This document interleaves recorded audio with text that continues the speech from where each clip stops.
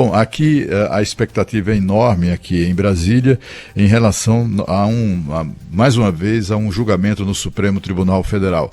O Supremo Tribunal Federal é incansável, né, nessa busca por holofotes, está sempre ali tomando decisões, promovendo julgamentos que chamam a atenção, interferem na cena política e podem interferir, inclusive, nas eleições deste ano. É exatamente disso que trata o julgamento iniciado ontem, que terá sequência hoje, que é uma coisa quase inacreditável, mas aqui, quando se trata de Brasil e de Supremo Tribunal Federal, nada é inacreditável, né?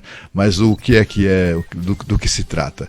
Simplesmente o Supremo Tribunal Federal está deliberando sobre uma eventual anistia a políticos e gestores públicos desonestos que foram condenados, os poucos que foram flagrados, contra os quais se reuniram provas contundentes e foram finalmente condenados por improbidade administrativa.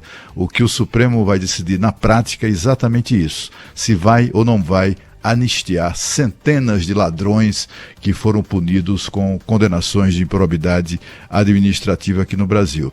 Se isso acontecer, é muito provável, pelo menos abre o caminho, abre a porteira para que todo esse magote de ladrões se candidate novamente, volte a se candidatar, recupere os direitos políticos e se candidatem nas eleições de outubro próximo. Trata-se disso. O caso original em julgamento é o de uma ação movida pelo INSS contra uma funcionária, que é advogada do INSS, que agiu com negligência e, com isso, provocou um prejuízo de quase R$400 mil à repartição. Aí o que é que a esperta advogada faz, né? Ela simplesmente alegou que a nova lei de improbidade, ou as modificações introduzidas na lei de improbidade, permite a alegação de que ela cometeu aquela falha, né? Ou aquele crime, mas não foi por querer. Foi uma coisa que aconteceu, casual, etc. e tal.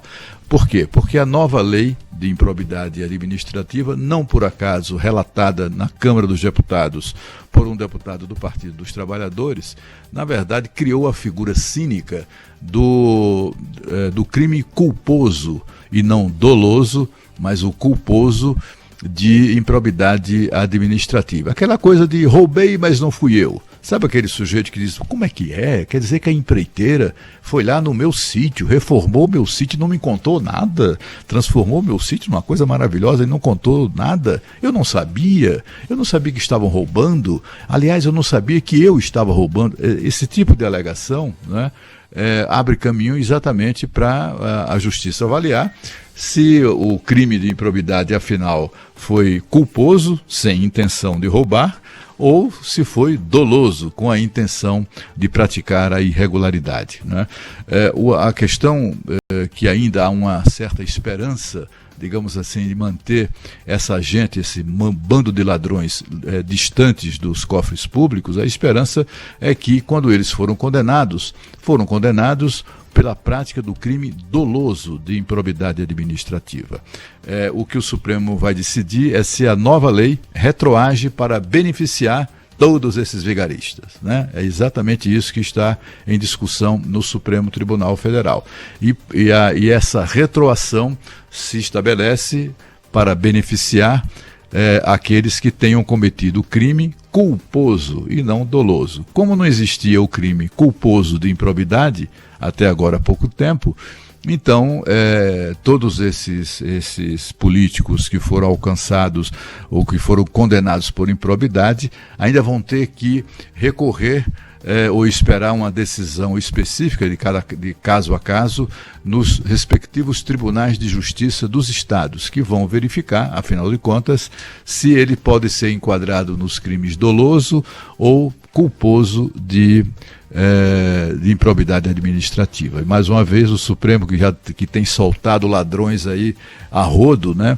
Hoje dos presos, dos vigaristas presos pela Operação Lava Jato, né? Tem muitos deles já se livraram, alguns deles inclusive foram descondenados, viraram candidatos já, né, independentemente dessa decisão em curso no Supremo agora, já viraram até candidatos viáveis, né? E o Supremo, a gente observa que hoje, fora o ex-governador do Rio de Janeiro, Sérgio Cabral, que é um desses ladrões transitado em julgado, quem é que sobra preso mesmo por corrupção no Brasil? É difícil de a gente imaginar se ainda há outras pessoas